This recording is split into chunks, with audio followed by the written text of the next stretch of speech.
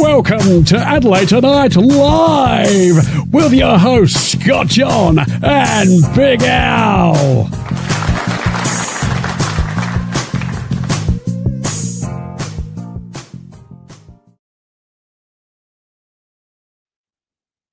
G'day, mate. Where's your sound gone? There you are. Oh, there we go. Ah, lovely. Welcome. How you doing, buddy? Welcome, Mr. Scotty Johns, to the show. Welcome. It's the Monday nights come around so fast, don't they? And the good thing is that I'm actually starting to look forward to Monday nights now. Yes. Yeah. Instead of your old Monday nights where you'd just be in a drunken heap by this time of night. Yeah, sure. I'm still that. Okay. All right.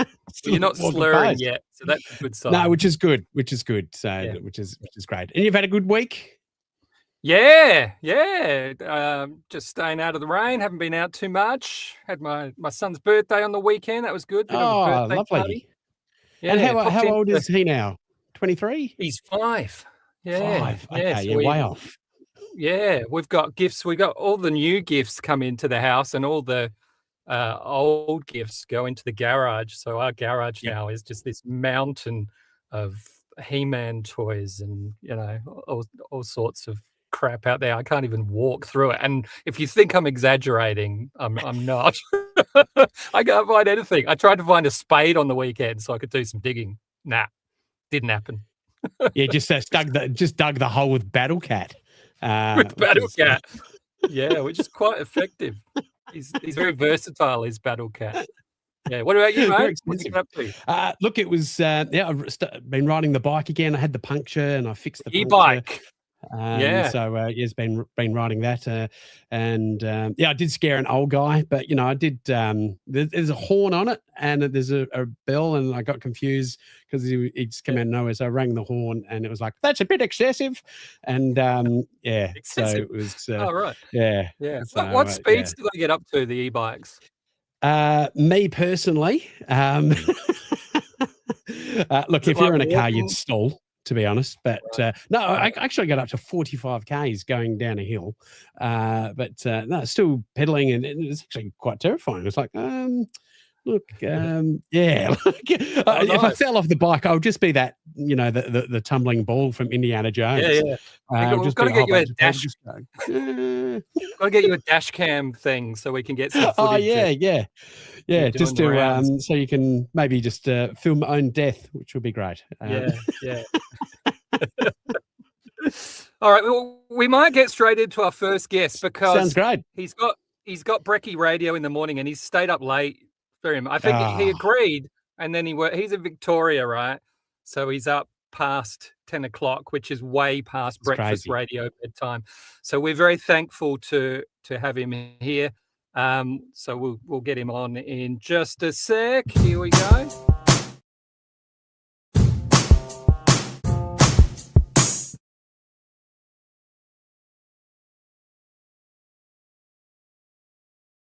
Lehmo.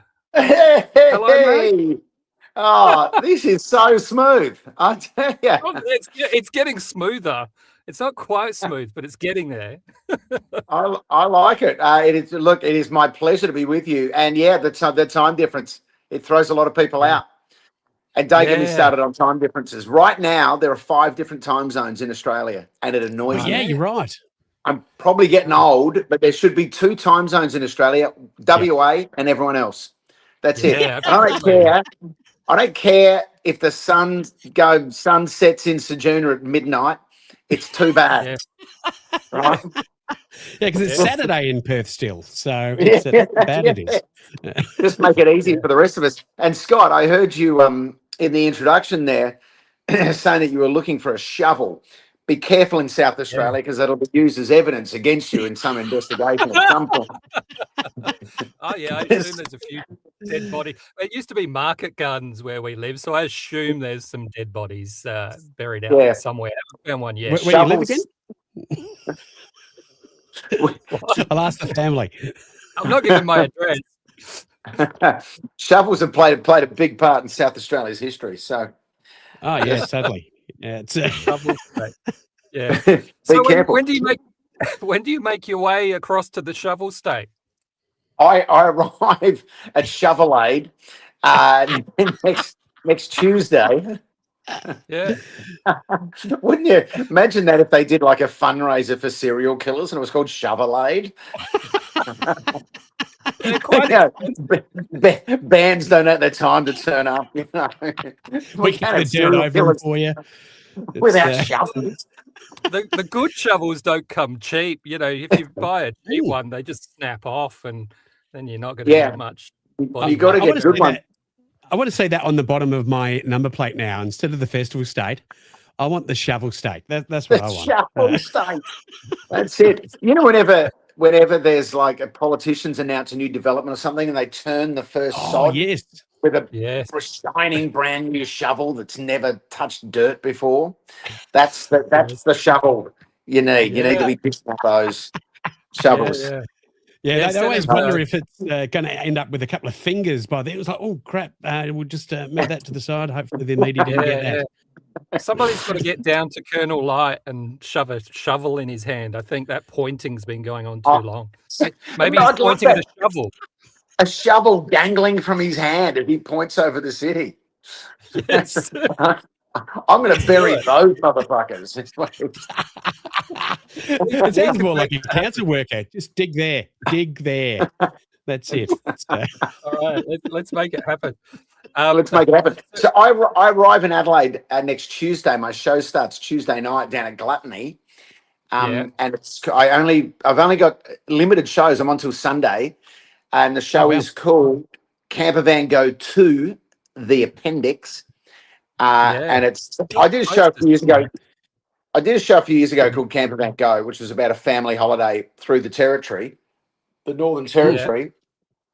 And this is about a family holiday that we had in Europe in the middle of last year. And during that family holiday, I had my appendix removed, which wasn't on the original itinerary. I was going to go to Turkey to get my hair done. But the insurance, true story, right? The insurance company actually said to my wife, they said, was it an emergency procedure? It's like, no, I flew to Milan for elective appendix removal. Yeah. So just got a Gucci bag sewn in instead. Milan's pretty safe as far as hospitals go when you're traveling, though, right? I'd assume.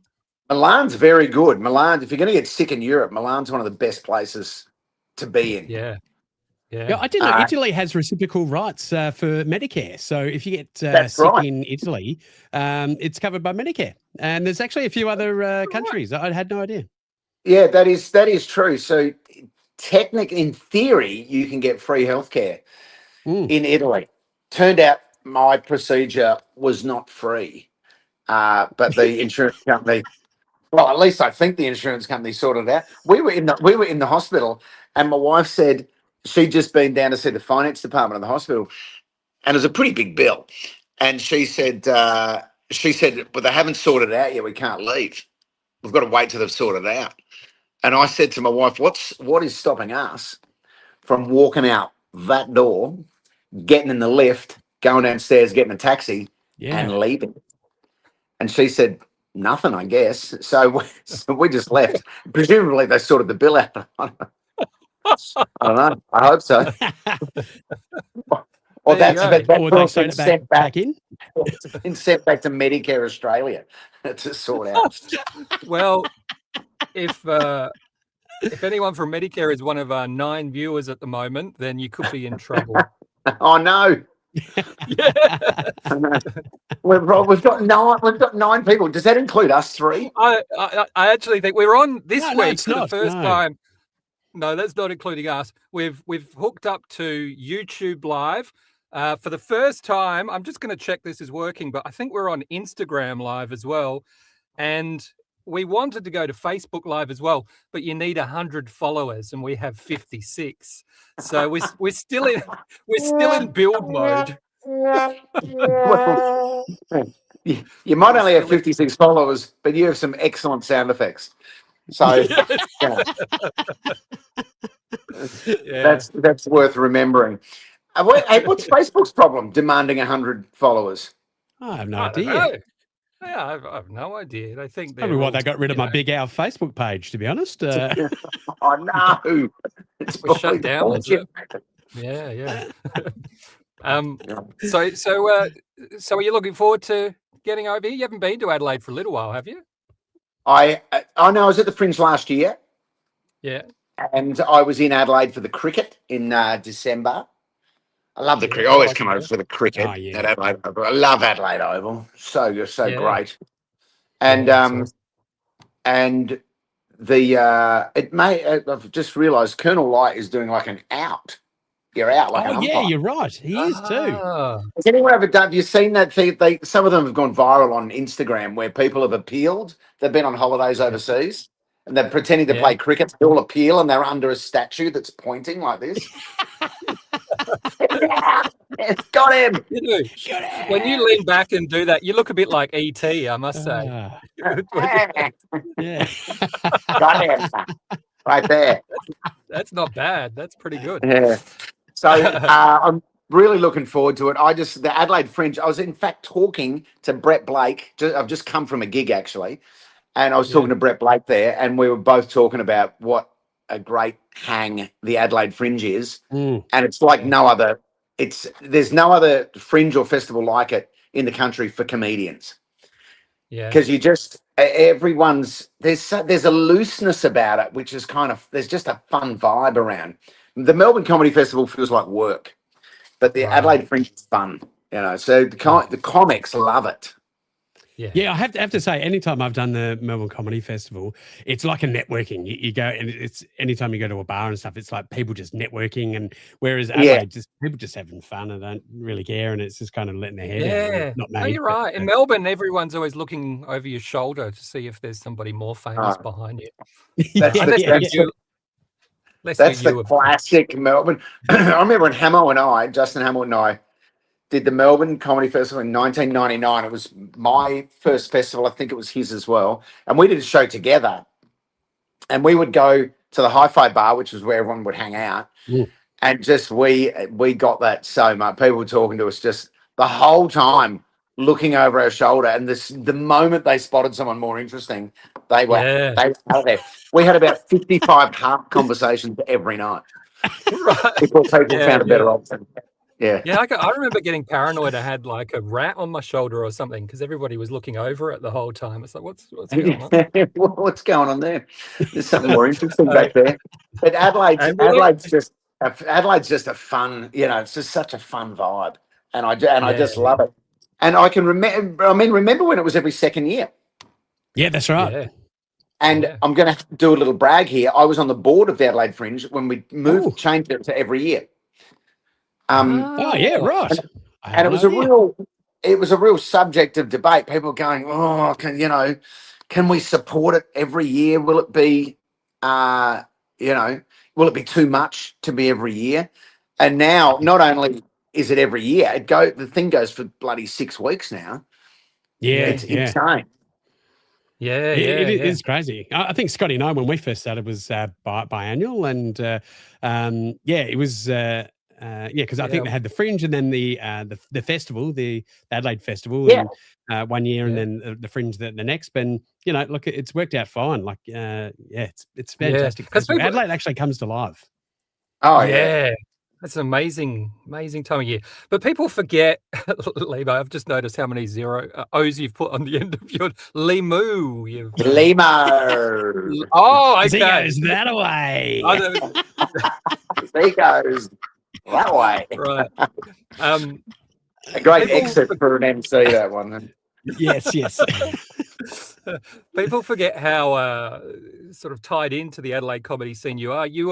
You started Adelaide comedy with Justin Hamilton before Craig Egan took over, and you used to be the one who booked the gigs when we started out at PJ O'Brien's back in the day. It was good memories of those days.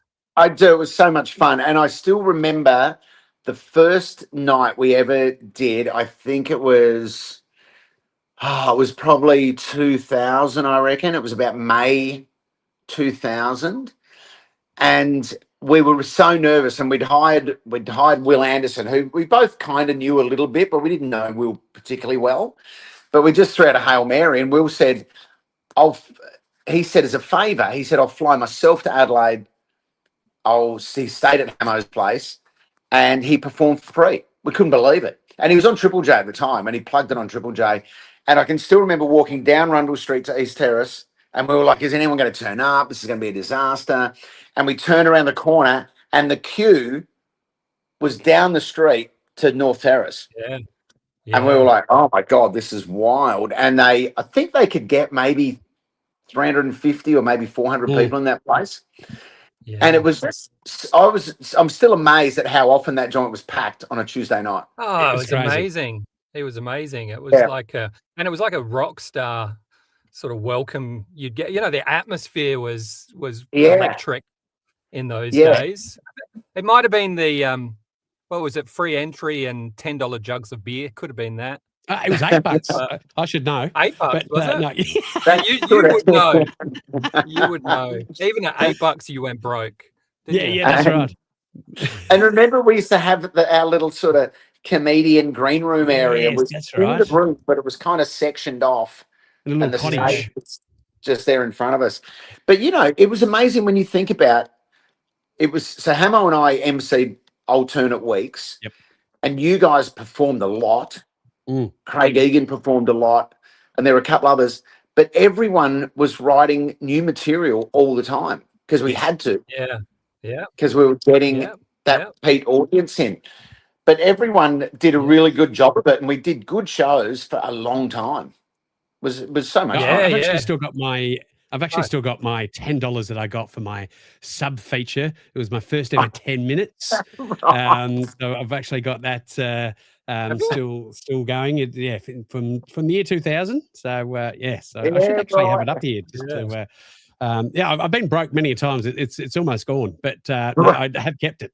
So it's and that it made me become a way better comedian because it was forcing me to write some stuff. And I know you and Justin were going, look, you can come up every week if you want, as long as you've got another 2-3 minutes worth of stuff. And it was just a great place to perform. And it really, without PJs, God, I'd be doing Adelaide Tonight show. Anyway, no. We'd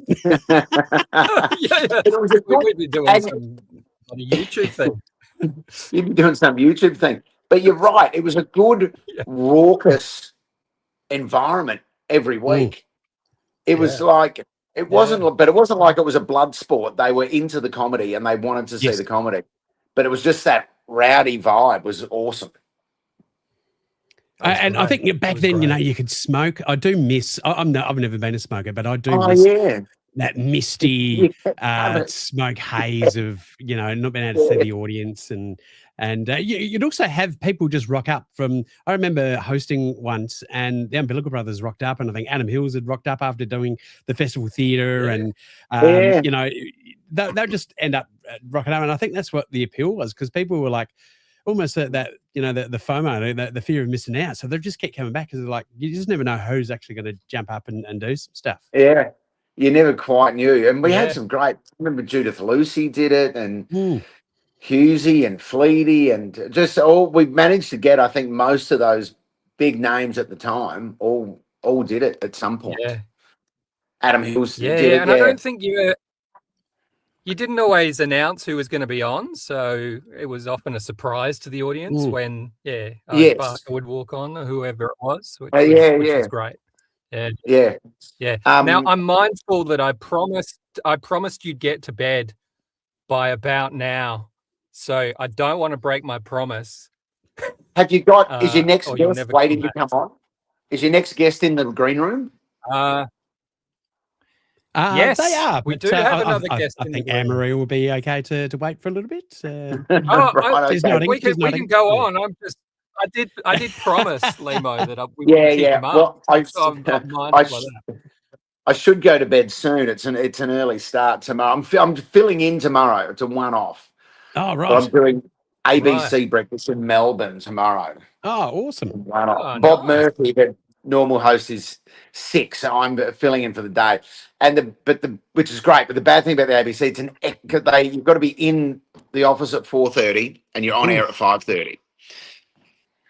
So Oh, it's wow. an Yeah, right. That's an extra early start. Hey, but you know what? I'll see you guys next week, and come along and check out the show. It's loads of fun, and I just can't wait to hit Adelaide and just get that Fringe vibe happening. Yeah, it sounds great. So, and Wonderful. congratulations We can't on wait to Adelaide see you. tonight. I've got a feeling that you're destined for big things here. Awesome. Well, we'll So, see. We thought there was you can't get this stuff on telly anymore. So Yeah, that's this right. is, mate, I love it. I love it. We're the Ernie Sigley and Ann Wills of modern day. I'm not sure which is which. Yeah, you can choose which one. I'm Ann Wills lying down.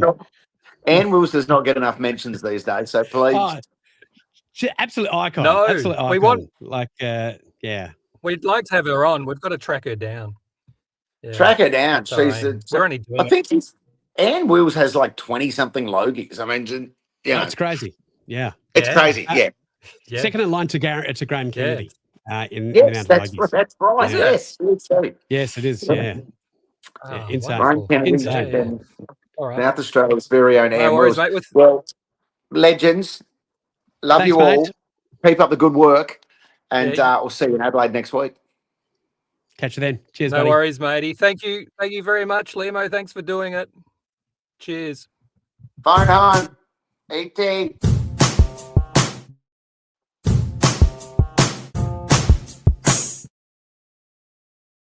All right. I've got to get my fingers sorted. Oh, he's still there. Oh, there he goes. There he goes. It's all good. Nice. Go catch Lehmo at the Fringe. All right. Who's? Let's do a little something else before we bring on the next guest. Hey. Yeah, for sure. What do you reckon, mate? Yeah. All right. Let's do definitely. a little. All right. Let's do a little segment. Have you got a bit of music there? Yeah, I do. Here we song? go. Here's a bit of theme. All right. music This here. is Vinyl Resting Place. There we go. Vinyl Resting Place. All right, so this is we're just having a look at some album covers that you don't often see, sort of obscure record covers, weird record covers, and we'd like the audience to get involved in this, and you can send yours in to us at our email address, which is adelaidetonight@gmail.com, or I guess you can comment in Instagram or whatever you want to do.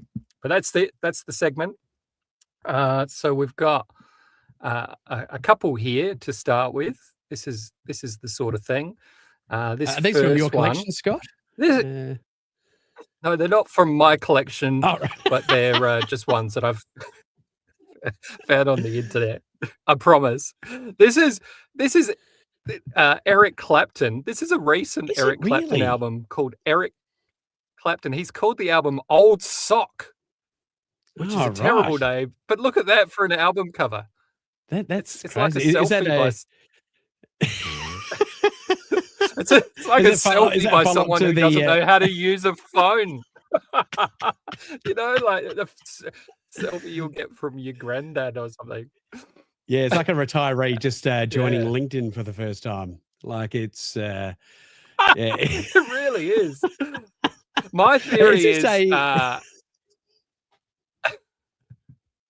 reckon he forgot that the album was due and got a call from the record company saying, yeah, totally. We've given you the advance. Where's the album? Are you done? And he's just gone, oh yeah, it's called Old Sock. Here's the artwork. He was going to call it Socks Under the Bed, but they went, oh, that's a bit dodgy, mate. It's it would be a better title. Old Socks Under the Bed. Yeah. Maybe that's the extended edition. Here's another one. This is from the 1966 Tom Jones album, Atomic Jones. Look at that. Oh, wow. He looks like he's done a massive fart. He does. That's why you don't eat red beans before a show. He's just looks like he's just taken out his drummer. He's disintegrated. It's like it does have the whole finger out, so it's like pull my finger, like it's and it's done. Yeah, that's the last gig Tom Jones took at Chernobyl. Yeah. Oh, wow. Look, the blast was so bad, I lost my hair. Like that's how realistic that was. Now, this is one that I found from a guy called Scoob on Blue Sky, and you might have seen this one. Have you seen this? This is what happens That's fantastic. when you stack Bad by Michael Jackson on top of Kick by InXS. You get little tiny Michael Jackson skateboarding over John Farris, crouching John Farris skateboarding Michael Jackson. That is fantastic. It sums it up. It is bad. It is bad. Here we go. This one is called Billy. This is Billy Swan. And that album's called I Can Help. And what's that guy's name? I'm not sure. That's Billy. Well, right. Perhaps Billy Swan is the one in the bath. That's what and I the was guy thinking. Behind's just photo bombing. Yeah. Maybe he's the I Can Help guy. That would make sense. I can help. I'm not sure what he can help with. He can help put a maybe swan a bigger in bath your for the poor bastard. Yeah. He's the Jim's mowing of putting swans in baths. How many times do you get pecked? I've been pecked a few times in the River Torrens, so I wonder how many times you got pecked putting that thing in the bath. Oh, yeah. I've been chased numerous times. The only time I run, so I'm getting chased by birds. It happens more than I would like to. Oh, maybe. Yeah, I don't know. Yeah. It looks like an ad for WA, doesn't it? It's Swan Lager. Yeah. Get it in you. When you've had too many, I can help. Like it's, yeah. And lastly, this is the last one for this week. It's your old mate, Cliff Richard. Oh, why is he my old mate? With this is I'm not sure. That's the rumor. That's the rumor. Are you calling me a living doll? Just fabulous. It's probably just fabulous rock and roll. That's not a term you hear very often. But that one looks like he's just got a free Canva trial. I think I've actually seen him. Yeah, look, he looks like I've seen this poster in the fish and chip shop. I think he's selling Chico rolls. Is that? Yes. Yes. That's normally a chick. He's ripped off the old 80s Chicos. Yeah, I think that's exactly what it is. He's ripped off Chico. Yeah. Someone's got a lawsuit coming. But it looks a bit like rolls. Yeah. Just Google a Chico roll holder. You won't be disappointed. Yeah. They used to have these Chico roll holders, and you won't be disappointed. I think every bloke tried to get one. Anyway, all right. Yeah, continue on. Yeah. All right. There's one for later. So that's that. I was going to say, look, it looks like a Father's Day card. It does, doesn't it? In year 2 at school, where you stick a picture of your dad down. So yeah, Cliff Richard thinks you rock, like it's that kind of thing. Yeah. Oh, that was awesome. I'm keen to Google a Chico roll holder. Maybe someone can chuck that in the comments first. All right. Should we move on to our second guest? Yes, sounds great. All right.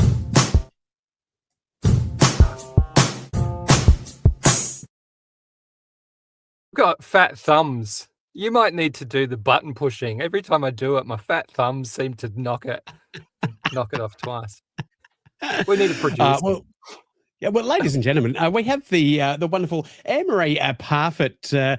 Give her a round of applause.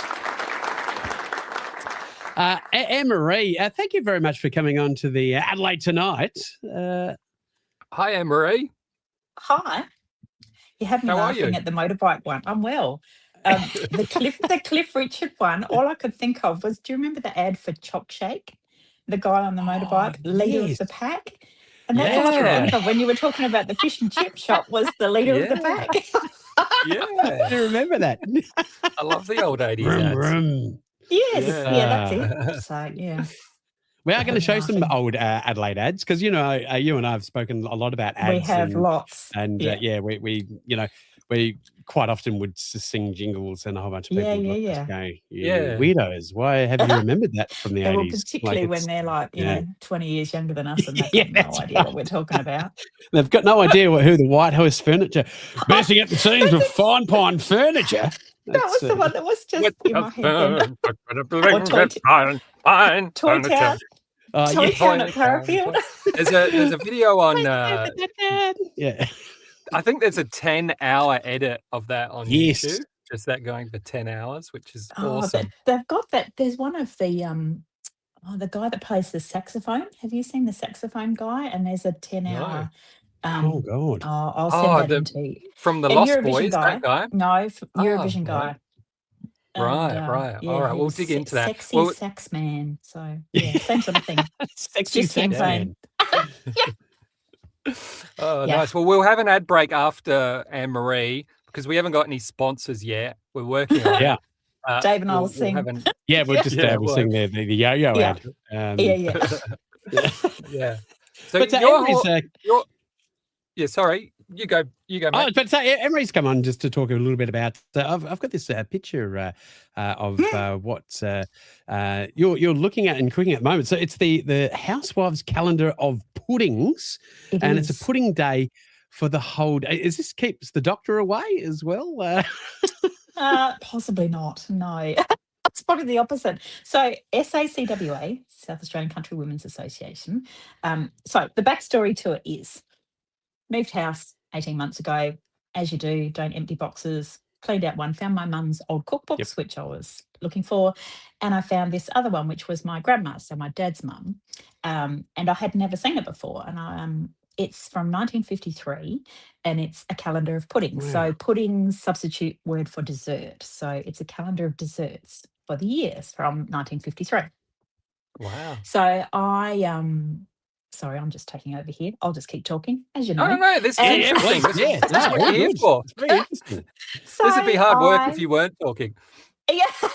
So I decided that was my challenge for the start of the year, was that for every day I would make whatever dessert was on that day. So what I like about it is that I don't know if you guys might have seen, because you can see it a little bit closer, but each dessert is provided by someone in one of the country towns. So like I've got it in front of me here. If I'm looking at February the 14th, it's a baked fruit trifle, and that was submitted by Mrs. L.C. Norman from Wakery. Right. Chocolate pie by J.W. Gordon of Cadell. So, you know, these are their favourite house or their favourite recipes at home that they love, that they've thought was good enough to submit to the calendar. That's a lot of effort if you live in Wakery, because they have the Wakery Bakery. So if you've got the Wakery Bakery, I would, and 11 others as well. Yeah. It's good bakery. Good bakery. So what's your favourite dish to cook from the list? I've got a couple of pictures here. Maybe you can tell us which ones these are. The yeah. Okay, so these date back to, and I've got my little book in front of me. So this was February the 15th. So this was called Princess Pudding. So the interesting thing about the recipes is that I don't have a picture to go by. So I'm just making it from scratch and kind of guessing as to what it might be, because everything is from scratch. Right. Somebody said to me, is it costing you a lot of money to make these? And I'm like, no, it's not, because think about 1953, they're just using staples out of their cupboard. So there's not a lot of sugar used, because sugar was probably still quite expensive, I would have thought. Heaps of eggs, so everything has a meringue on top. It's either set with gelatin, or it has a meringue on top. So Penny, my daughter, over the meringue thing. And I'm like, Oh, we've yeah, I got can imagine. 300 days to go still, Penny. Yeah, there's never too Yeah, much you gotta get through. meringue. Yeah. No. You got to get through meringue March first. Yeah. Far out. Yeah. So the Meringue princess nut. pudding is just like, if you know bread and butter pudding, that's what the princess pudding was. Yeah, minus right. the Yeah. sultanas. I'm hanging Yeah. out for Jelly July myself. Jelly Ooh, July. Well, lovely. yes, there's Jelly, lots of jelly. gelatin, so I'm going to have extraordinary hair and nails by the end of the year because gelatin's really Yeah. good for that. Is it? Oh, that Oh, should be. Oh, I yeah, didn't. right. Dave, I mean, Yeah, Big yeah. Al. Funny. All right, we've got another picture to talk to. Yes, we've got this one here. What's that that? one is. So that was called, again, I had no idea what I was making. So that was February the 18th. That's called a Northumberland sweet. So Ooh. it had, I think I stewed some apples. So I'd done that Yeah. separately. So I stewed apples, that went on the bottom, and then I made a custard. And it's none of this getting the custard powder out, adding milk, and off you go. You've got to make the custard from scratch, Yeah, right. eggs, sugar, milk. Yeah. So there's a bit of assumed knowledge there because it'll say, make a custard with the leftover egg yolks. Yeah. Awesome. Okay, so let's work that out. And then the top is meringue. And then you just bake that it. looks good. That looks That looks good. so Yeah. good. That was a yum one. Yeah. It'd be like Yeah. them saying use the leftover wine. And you're like, leftover wine? Yeah. So somebody did suggest that maybe by the end of the year I'll be a diabetic, or I'll gain like 10 kilos in 6 months. But I don't eat them all. I do share them with other people. Lovely. So Oh, that's what Yeah. the Ozempic's for. It's fun. yeah. Hey, and Big Al, I noticed that you're in the middle tonight. So every time you put Yeah. up a picture, you disappear. So Yeah, last that's week right. there It's was- that's why people yeah. call me Pie Face, I guess. Yes. Do you want There to is a show the other one resemblance. because they don't Yeah, all turn out? Yeah. I've left so, this What's one does that? look nice. It's It looks like cream so the cheese. custard was okay. Yeah, no. So this one was called a moonshine pudding. I love it already. So Dave's first comment on this one was, does it have moonshine in it? Yeah. And I'm like, no, there is no alcohol. It didn't set. It was a complete flop. I don't even know that I think it was lemon tasting. The only thing I can guess as to why it's called moonshine is because it's white like the moon and it was supposed to be Yeah. domed. I don't know. I couldn't find anything about it online anywhere. Every time I Googled Yeah. it just brought up moonshine. I think you have to drink alcohol. a bottle of moonshine to make it taste okay. Yeah, maybe. So yeah, that one Yeah. didn't make it to the table. Yeah, I Yeah, can 'cause- make that. I just get a carton of eggnog and leave it outside on a 40-degree day. And we're done. Very simple dish. That's like a thick custard. Yum. Yeah. It's a poor man's thick No. shake, Scotty. That's what that Yes. is. It's, That's right. so, because you've been probably flicking through, is there any that you're looking forward to? But yeah, it's every day as well. It's fantastic. It is every that you've day. still got So hold of it, 'cause February a we lot of them kind would have of thrown away. so we sometimes double up because if we miss one, then Mm. we kind of go back and catch up. I was trying to find, there was one in December that we weren't. Oh, here it is. So December the 27th is a spiced coffee jelly. Ugh. 3 cups of black coffee with 2 cloves and a small piece of cinnamon stick, blah, blah, blah, blah, blah, gelatin, and you make it set. And then, but then you add preserved ginger and chopped nuts to it, and you let it set. And so it's a jelly right. that's made from coffee, and we're not looking forward to that one. So, yeah. No. And do you do it all by hand, or do you use modern instrument like thermomixers and blenders, or do you do it all? Yeah. I have made. I have no. If it says prepare a pastry shell, and it doesn't specify the ingredients, then I'll just use bought pastry and make the shell. Yeah. But if it actually gives me the ingredients for the pastry, then I'll make the pastry from scratch.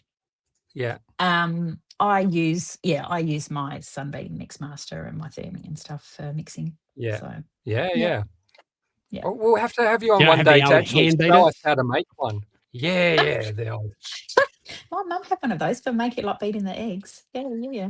No, I haven't got one of those. Yeah, Dad used Got a to beat whisk. me with mine. No, I'm kidding. Oh, okay.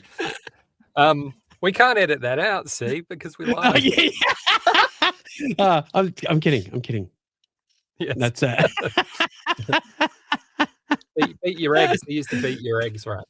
That's right. We'll, That's right. we'll have to have you back on to actually make something. Show us how to do it. Yeah, no, okay, maybe not. Well, AnnMarie's actually made one tonight. I have.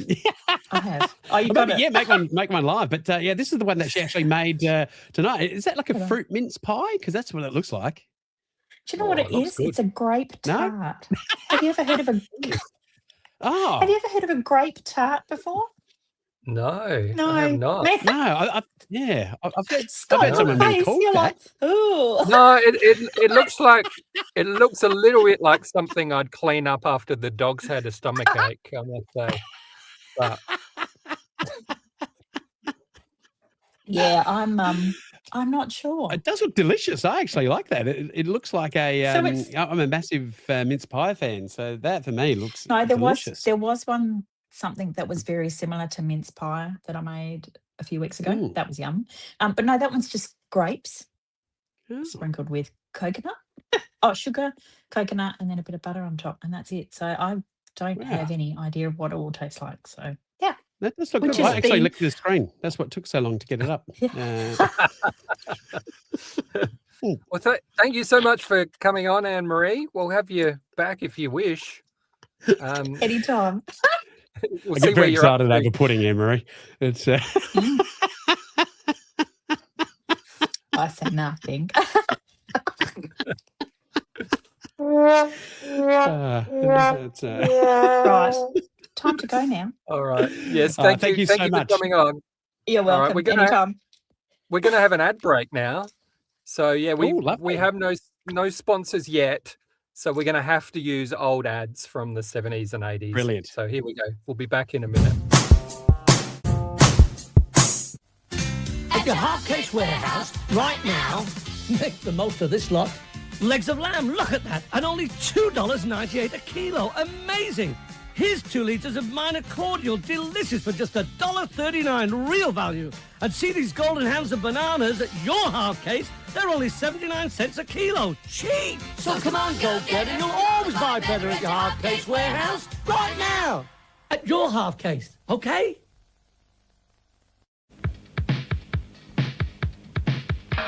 It's now open, Gigolo's Disco Diner, Wyler's ultra-modern family carvery and entertainment centre in the Telford Westland Motor Inn. Gigolo's offers an extensive menu at very reasonable prices. This exciting new concept in dining and entertainment is ideal for the family, for a business lunch or for a night on the town. Gigolo's Disco Diner open for lunch and dinner. Gigolo's at the Telford Westland Motor Inn. Check it out today. Parafield Discount City Furniture, a whole lot of bargains, you should be there. Listen to the man and he'll tell you what's happening out on Main North Road. Parafield Discount City Furniture are having a January sale of 10% off all items in stock. Choose from a wide range of pine furniture, bedding, kitchen and lounge furniture. Come and get a bargain while stocks last. Parafield Discount City Furniture, out on Main North Road.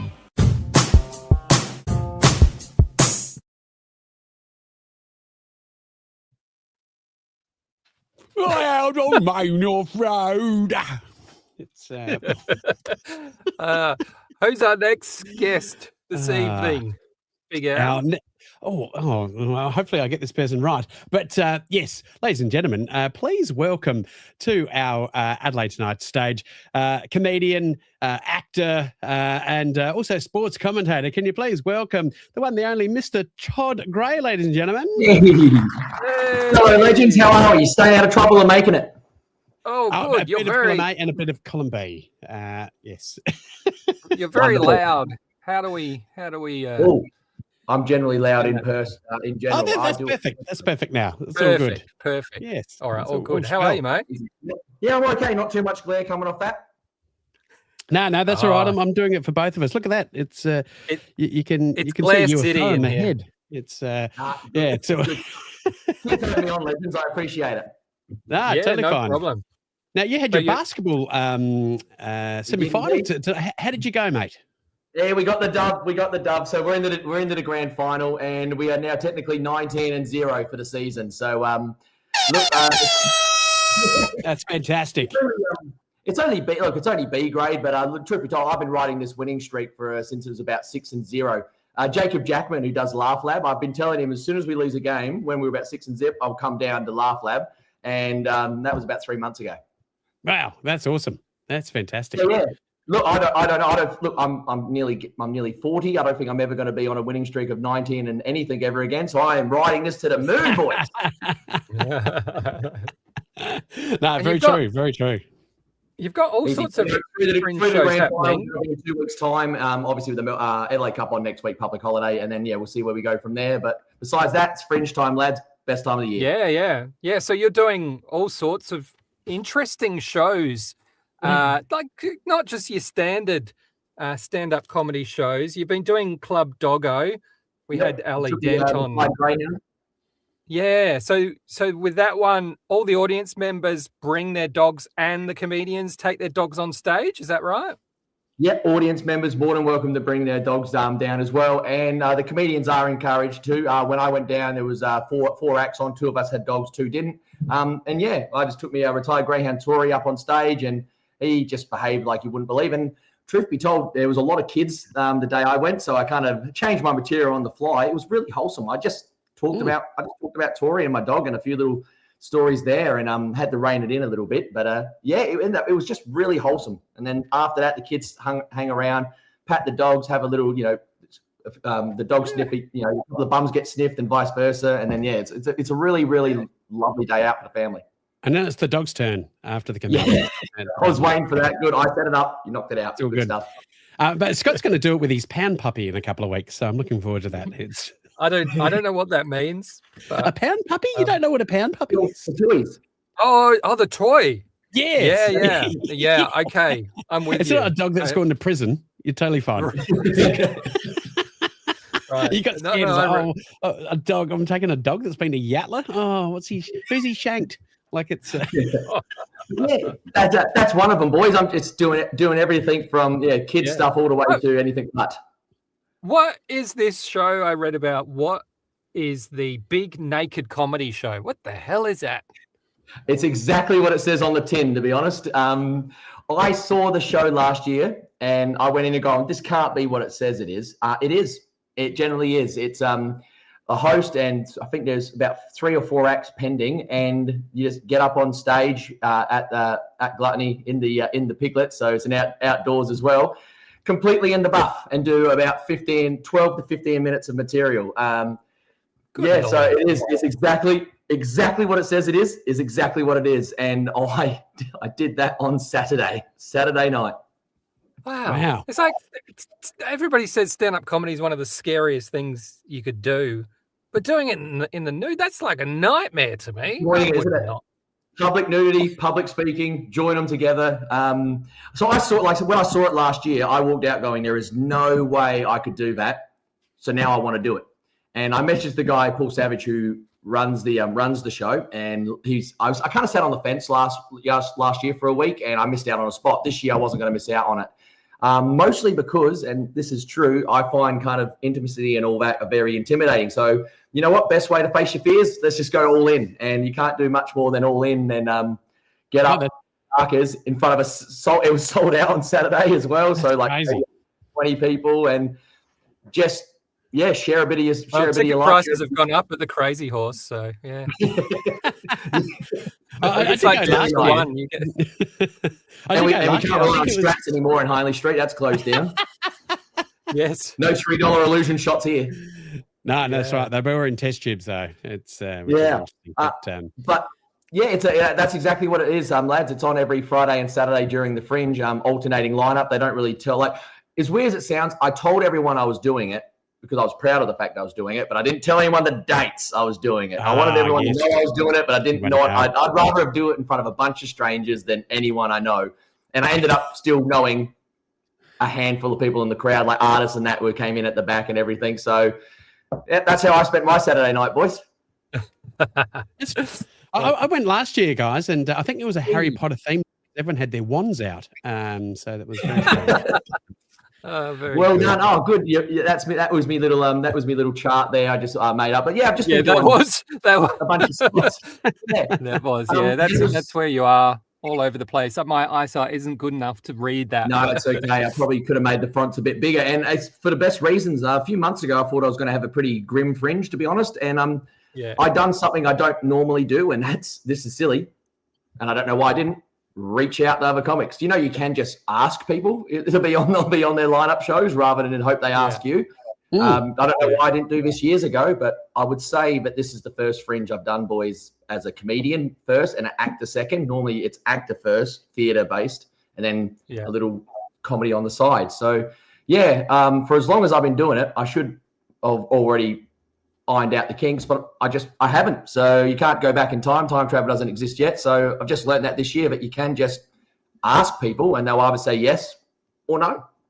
In saying that, the last time I, besides comedy, I went and saw obviously Kokoda a few years back now, and that was absolutely fantastic. A one-person play, Scotty, and he nailed every moment of it. And it's a bit like, stand up doing it by yourself is tough, but I think doing a one-man show, there's no one to tell you your lines. There's no set list. There's no that's a story. You can't go, look, I'm doing one story and then I'll just go off and do some penis jokes. Like this is a play where you sit and you bloody nailed it, mate. It was fantastic.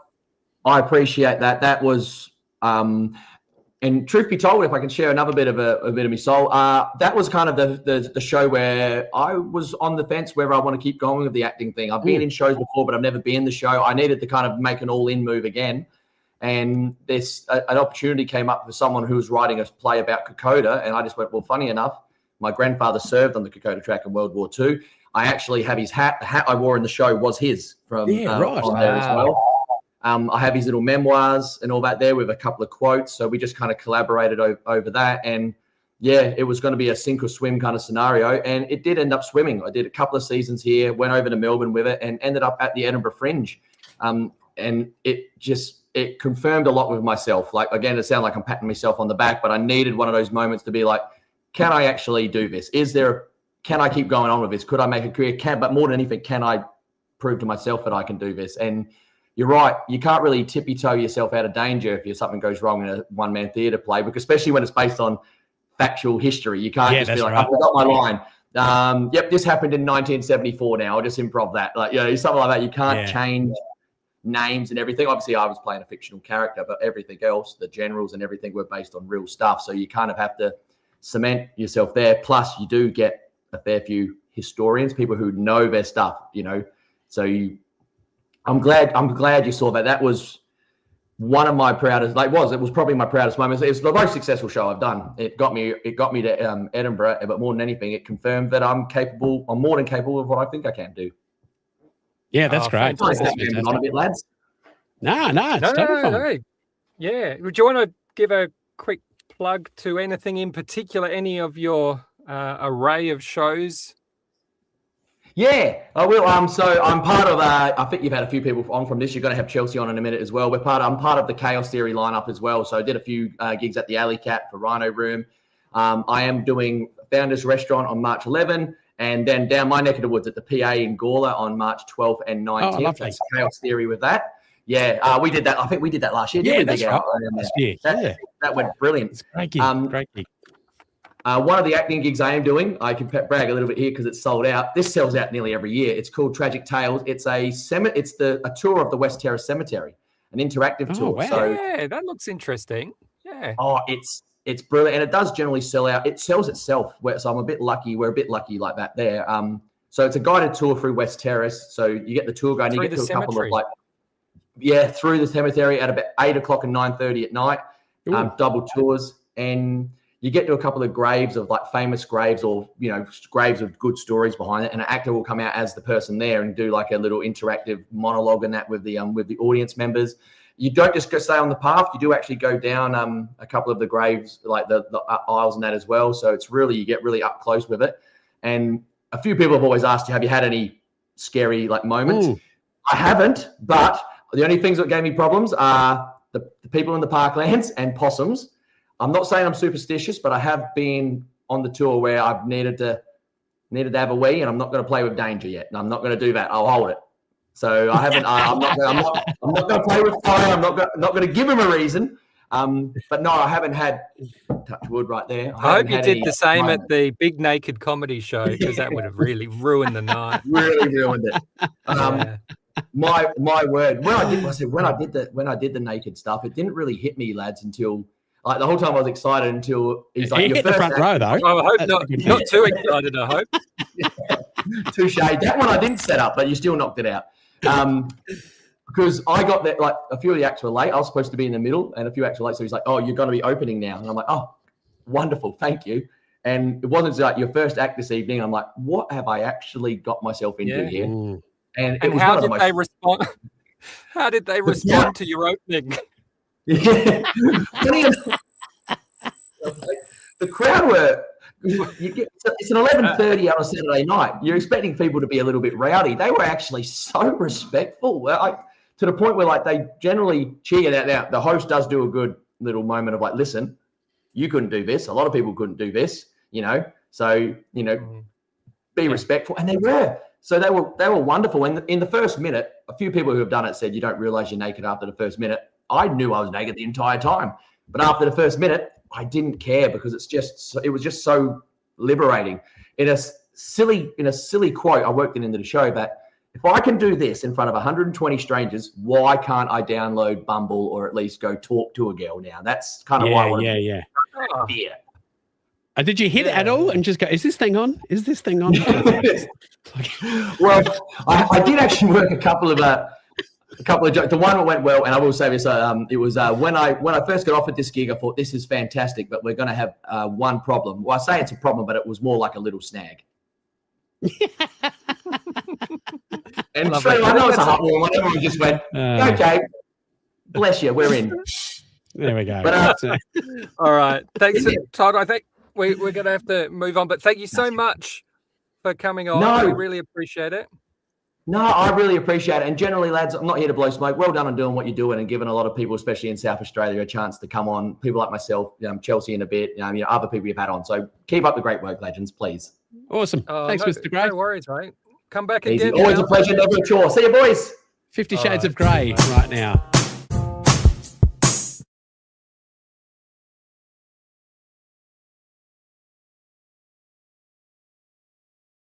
All right, should we do a quick segment? It is getting late. This show's turning into something similar to Hey Hey It's Saturday, isn't it?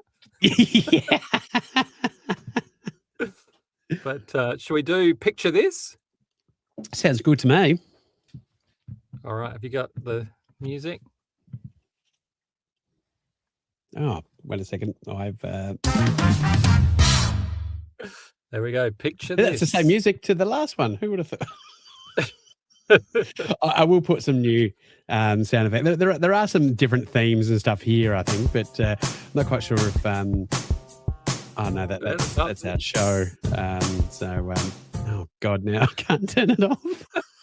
Let's do this off air, hey? Yeah, sounds good. All right. So this segment, you can send in your pictures, any photos you have, any funny pictures you've found. So we've got a couple of examples here. This is one sent in by, what's his name? Sorry. This is from Brains on Blue Sky. He sent us a life hack. This is a life hack. Did you know an old CDR 25 pack container is the perfect size for a loaded bagel, and it's dishwasher safe too? So let's have a look at that. Wow. Look at that. That's actually pretty good. Make yourself a little bagel, take that to work. Bob's your uncle. Oh, that's how's that? Was he saying dishwasher safe? Is that how he warms it up? That'd work. It could work. Yeah. It See, would work. early Early 2000s piracy pays off. Oh, see, that does I used to work. give Yeah. the birds water in those, Oh, the yeah, covers right. to those CD burner things. Yeah, just Yeah. make a little bath and put a bit of bird seed in there. Yeah, until just a little tip. Until you had enough to Um, copy a whole bunch of birds, and then you had a whole. Yes, that's right. This is my photo. I was walking down Gawler Place, and I saw this guy come out of a building. So I took a quick snap of him, and he was God, it's pushing me, this isn't it? along the road. I've covered his face, but look, he's got a little trolley. OnlyFans. Yes. Well, I yelled out and said, "Would you mind pushing me up the road?" And he said no. He's not a fan. Yeah, there you go. Well done. Well done. What else have we got? Here's a shot from a classic TV moment, the Miami Vice Curiosity Show crossover episode. There you go. Hello, Dean Hutton, if you're watching. That's fantastic. It does really look like Dean Hutton. It does. It's just trying to explain he's how asking she's him, about to explode in a minute. It's yeah. He'd say, glad you asked. And we've got one more. We haven't had any sent in yet, so these are mine. This is one I took of our TV when the Wiggles were on the other day, and it gave me a flashback to $10 carload night at the Jeps Cross Mainline Drive-In. Remember when you pack as many people as you? Yeah, and it could $10 a carload. They said it's just as many people as you can fit in, and then you all bring deck chairs and stuff, and kind of hover around the car. It's like kind of around the car, like it was like the car was a crime scene, and it was like a chalk outline of just deck chairs around a car, like it was. Wow,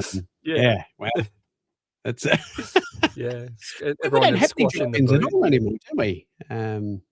No, they're all gone. They're all gone. Yeah, unless I reverse the car into the neighbour's lounge window. It's the only time I get a chance. Experience. That's the closest you're going to get. So there you go. Stale donuts, yummy, yummy. All right. So if you want to send in your pictures, please email us at adelaidetonight@gmail.com. And maybe there might be prizes. I don't know. Maybe. Yeah. All right. Should we get our next guest on? For sure. Let's do it.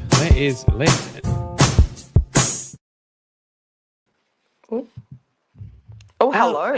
Hello. Our next guest is Raw Comedy finalists and doing a whole bunch of stuff for the Fringe. Chelsea Finlayson, ladies and gentlemen.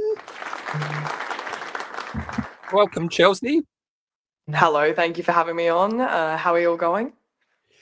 Doing good. I'm very hair envious. That's a good amount of hair, and I'm very jealous. It's a lot. I'm really glad the humidity is finally starting to leave, because I went to a gig last night, and dude, my hair, I rocked up and I'm like, lion's mane didn't even touch what I was having there.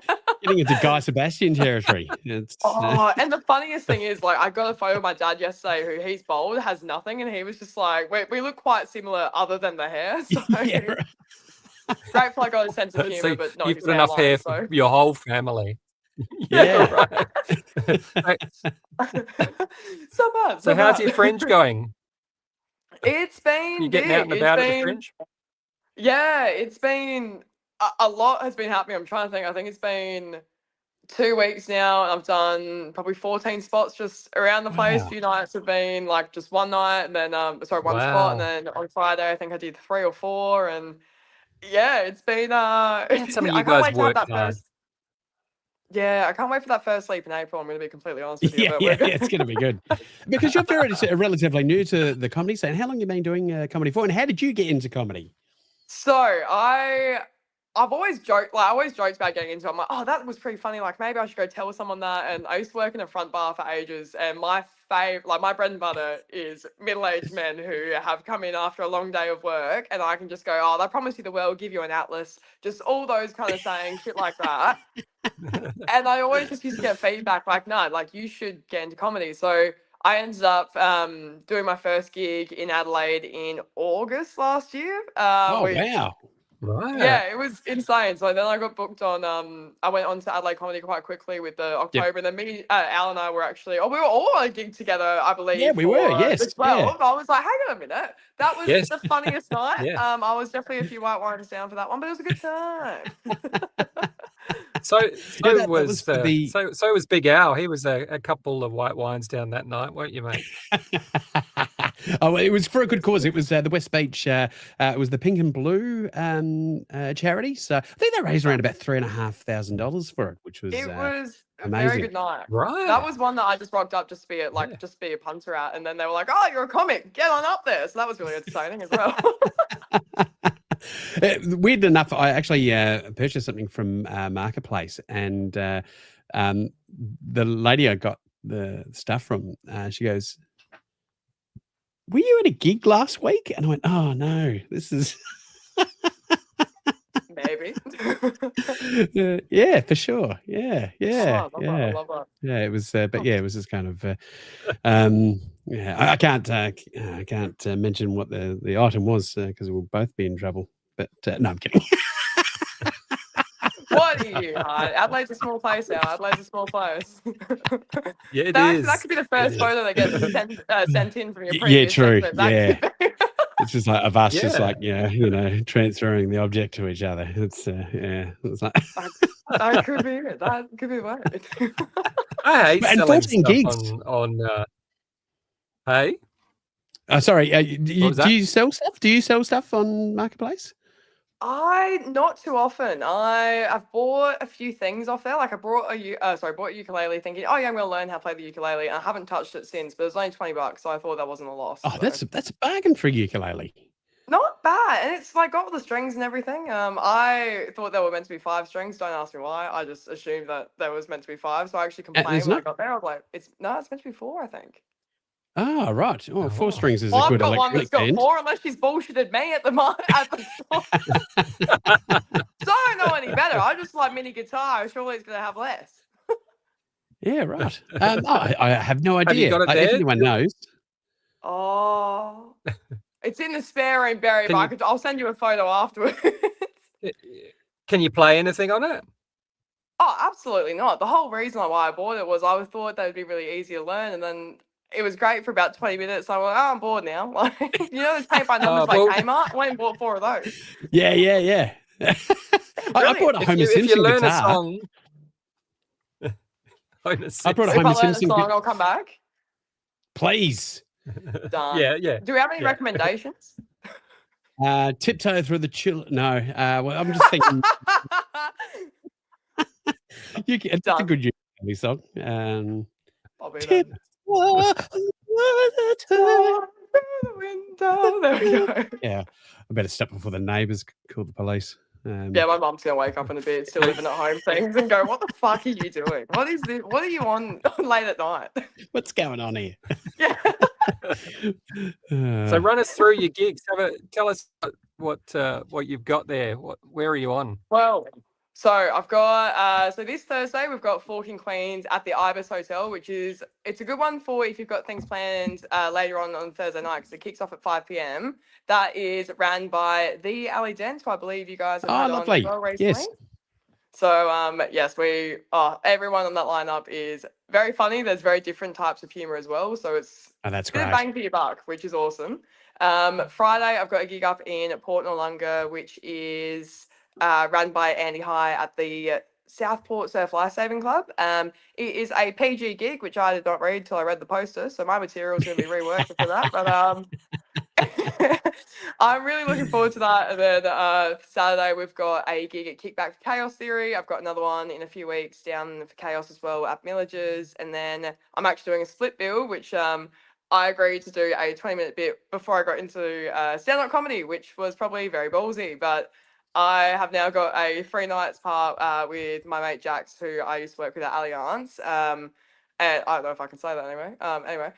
Moving on, we have now got a split bill, and it's called "What's the Problem with Me?" brackets and other people. So it's just gonna be a whole lot of complaining, which I'm quite good at. Excellent. Oh, that sounds yeah. Very keen for that. And So many is there gigs, anything like that you've seen that you? Oh, we've all gone there, haven't we? We've all gone. Who wants to go first? I'll go last. This isn't my podcast. Is there anything you've seen that at you'd the recommend? Yeah. Oh, I went.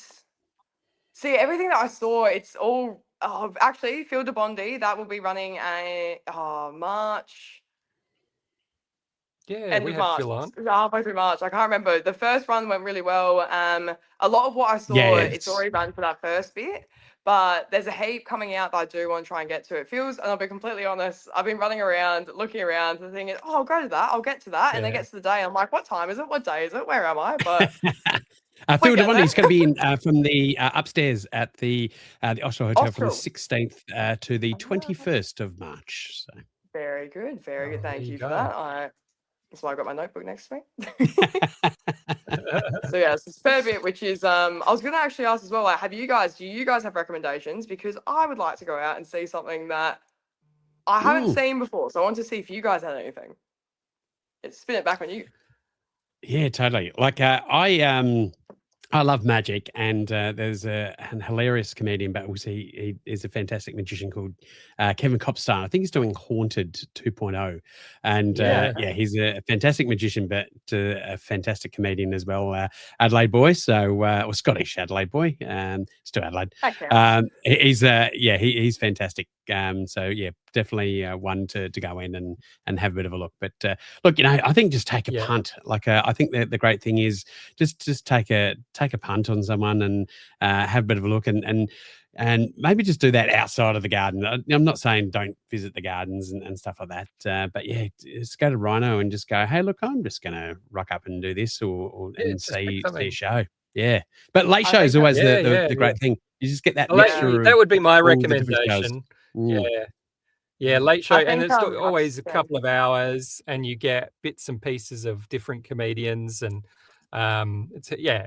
we were saying the other day with Craig that it's like a box of chocolates but comedy, so you just get bits, and you don't ever know who's going to turn up. So that's right. That's always awesome. And I've heard Infamous is quite good. Oh, that's good. I feel like I'm always becoming part of the furniture at Rhino. I've been there probably 6 out of the last 7 days. Yeah. Well, maybe go to the garden then. It's no, can't take me away from Rhino, right? No. Good place. There's always something different.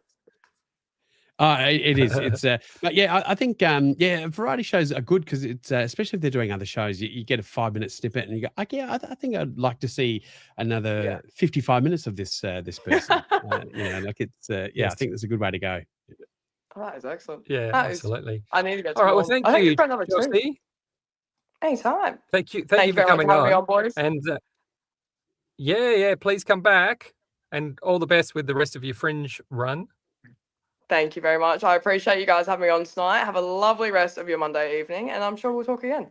Certainly will. Thank you very much. All right. Thanks, guys. Cheers, Chelsea.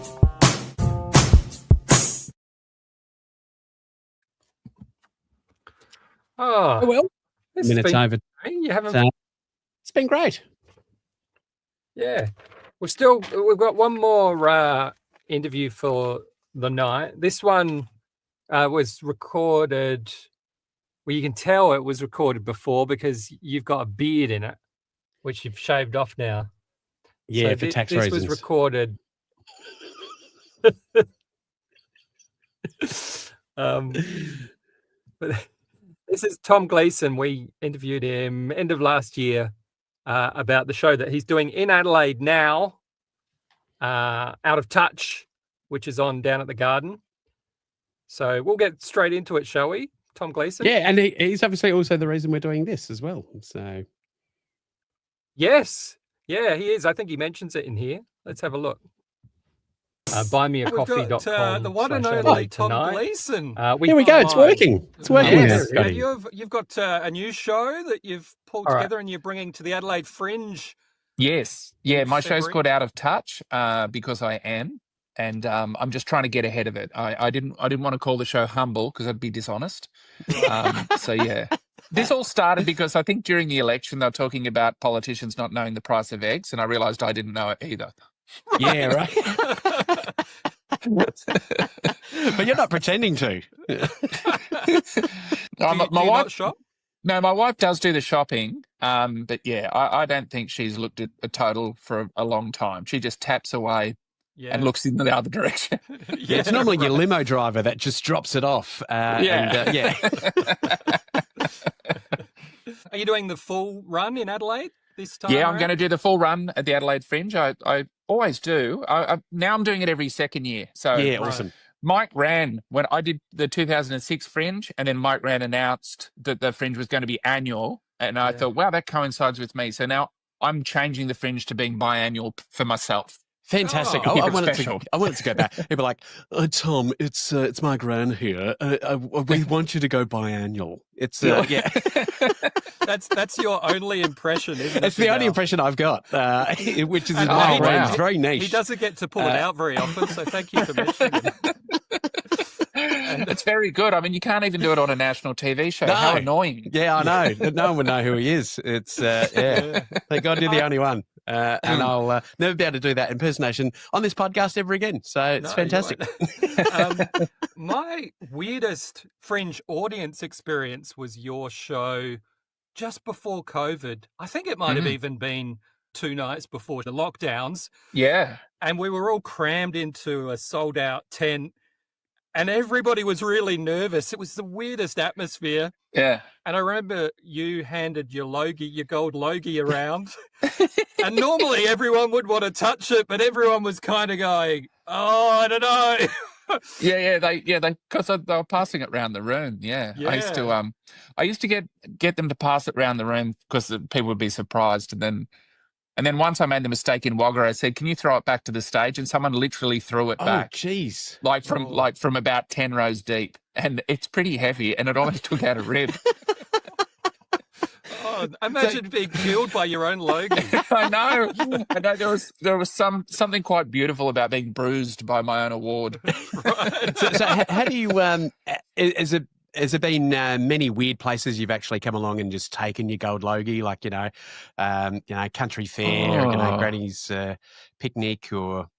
I took it to we had a school fundraiser for the local primary school in Romsey where I live, and I took it there and I gave it to the principal and then didn't see it again for the whole night, and she was charging people money to get a photo with it so that they could raise more money for the school. I'd pay for that. I would. That's a great idea. That's. Did you get a cut? No. Well, it was to raise money for the school, so I didn't really care. But it was funny though because it was everyone was quite thrilled to see a gold logie being passed around a basketball court at a primary school. Yeah, right. As long as they weren't melting it down, that's the main thing. Yeah. That's, Now, I remember you saying that one of your early influences was the Goodies, right? Yeah, that's right. I used to watch them. I mean, we're all roughly the same age. They were on after school every day on the ABC. Yeah. Yeah. What's your favourite episode? Probably the string episode because it's awesome. really they came upon this thing where they used to have villains in the first couple of series, and then they realised all the villains got the good lines. So then they started having 2 of them turning against one of them. Yes. And String in particular is a very, very fast-paced episode.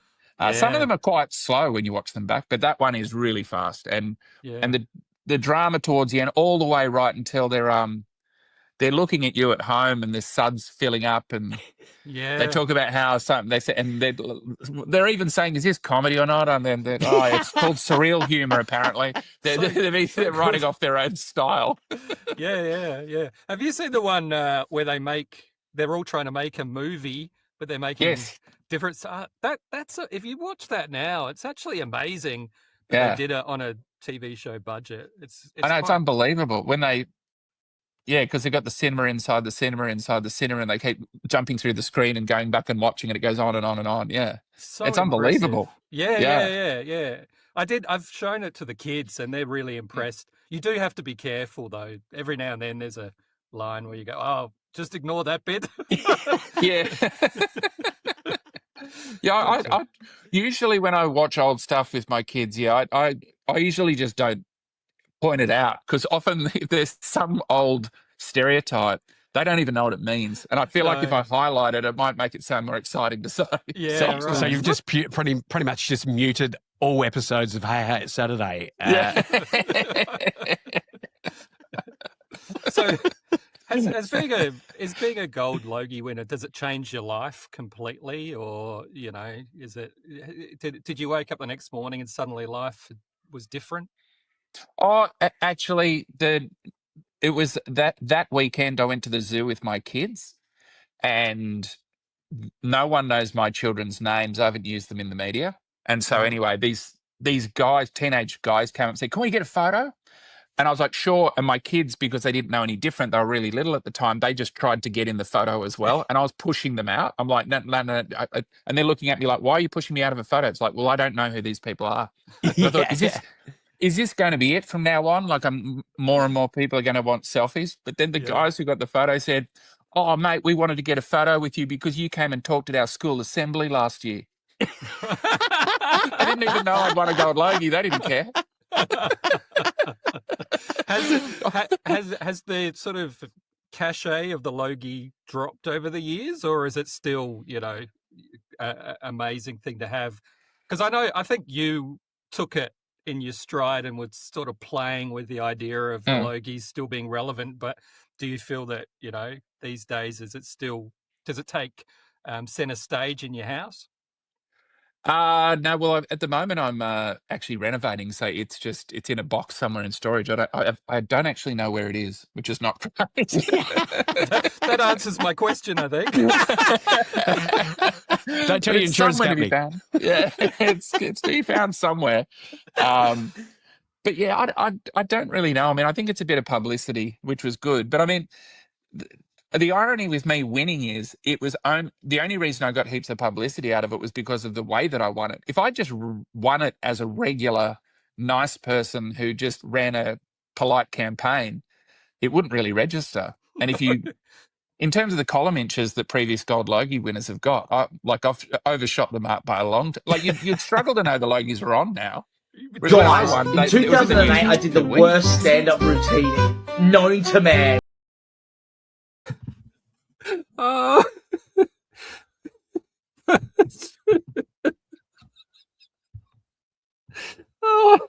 Oh.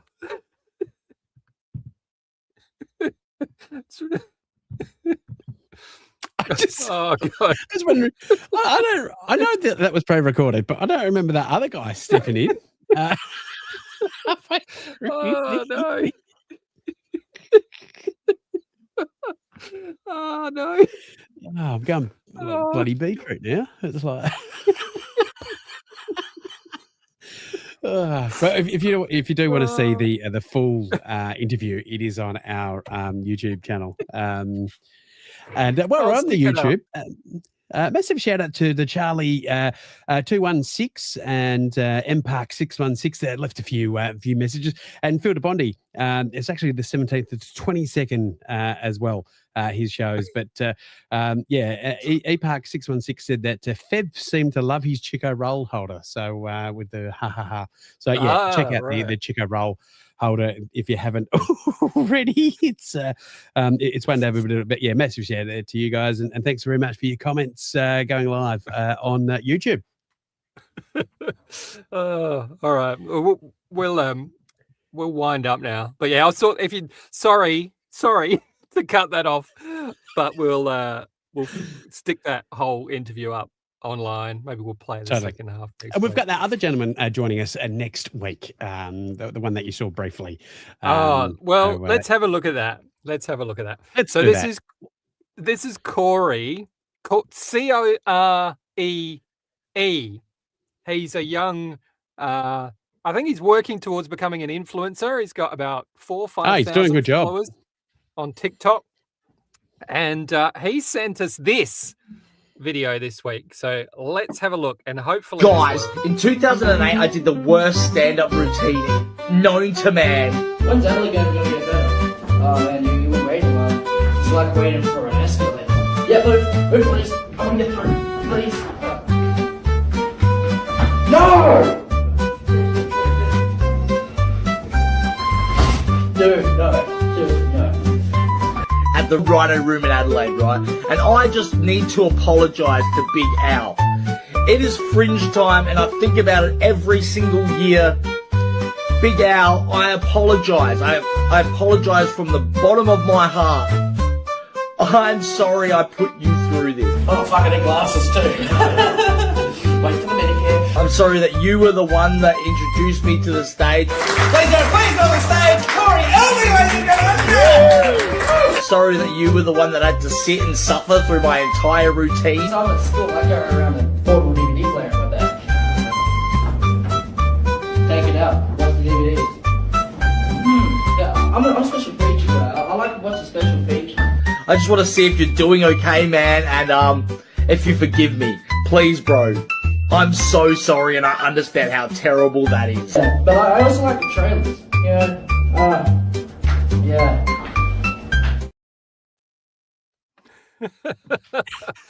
how good's that?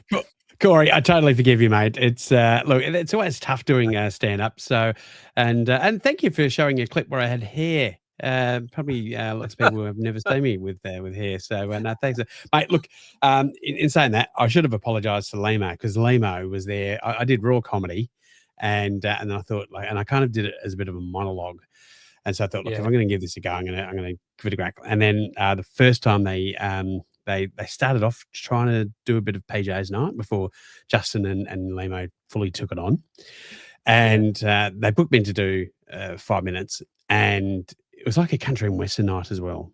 And I got up there, absolutely bombed, and Lehmo come on and smashed out the ballpark. And then he said, oh, look, I'm just going to give this one of those laughs to Big Al because he kind of deserves it. So it's hopefully Lehmo forgives me. That's Oh, no, I mean, Corey. Thanks, Corey. Thank you, mate. Like, look at you, mate. You're doing way better than I am, No, mate. So you're smashing out of the ballpark. So I out remember of the my two people first. on that night, it's him. He's doing well. Yeah.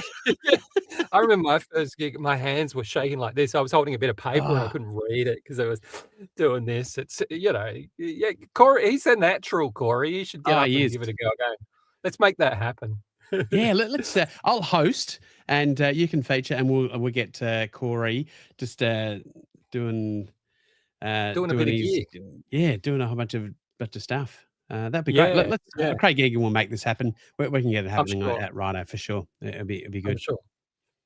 So should we get Corey on next week? Well, I reckon we totally should. If Corey, please forgive us.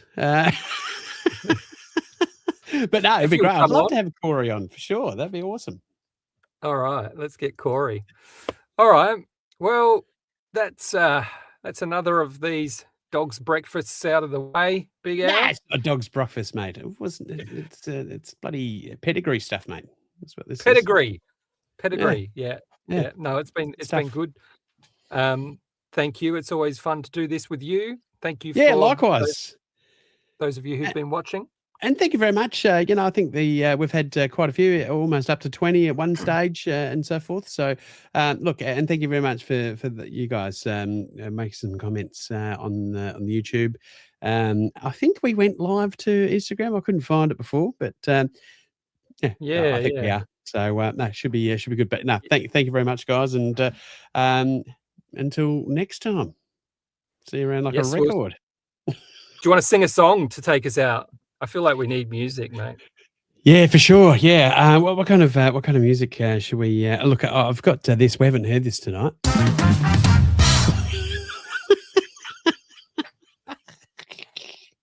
What's your karaoke piece? Sweet Caroline would be my thing. Can we do that for a couple of hours? I'm